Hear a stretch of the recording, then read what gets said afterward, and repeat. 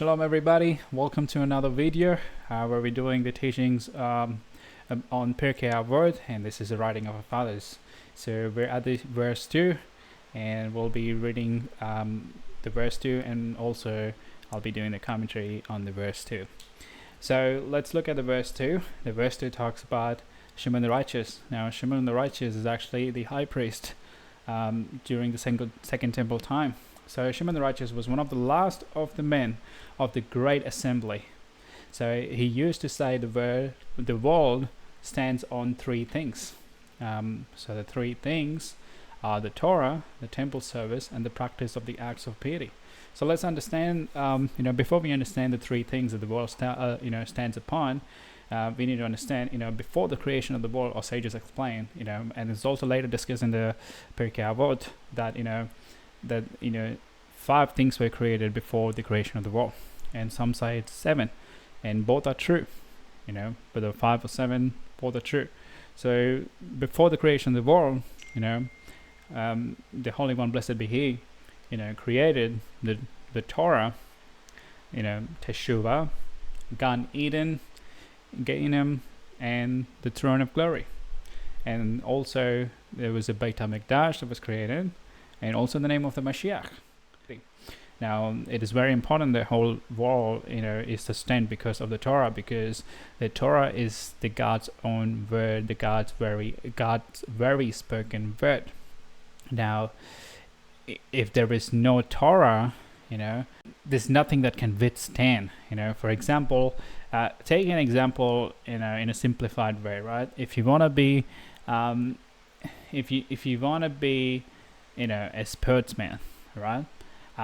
You have to train yourself, regardless of whatever sport you play.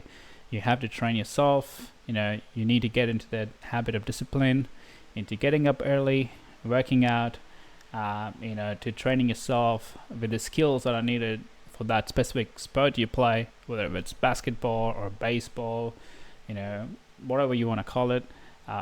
It's very important that we get into that routine of practice in order to train ourselves to become that, to bring our skills into perfection. So the Torah is what brings us into perfection.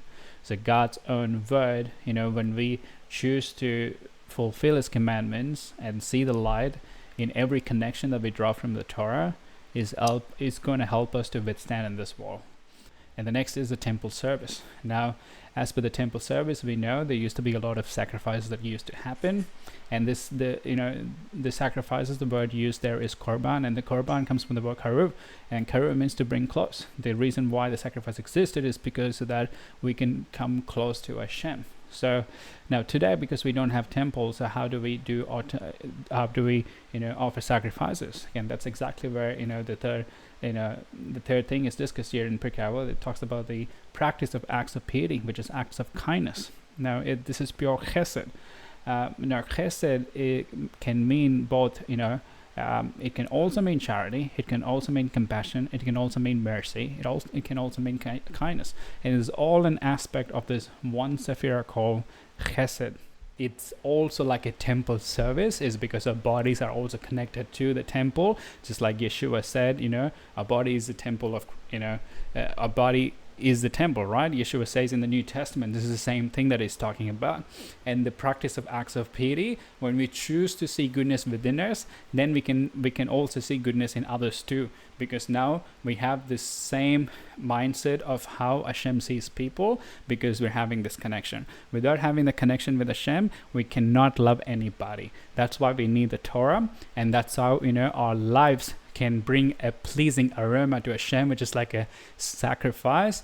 And then through the acts of everything that we do, like chesed, absolute chesed with kindness, charity, that's what's going to bring light into other people's lives. So I encourage you to choose to do this and put these things into action. So that's the end of the teaching for today. And the next week we will do the 3rd verse, and then we'll take it from there. Thank you.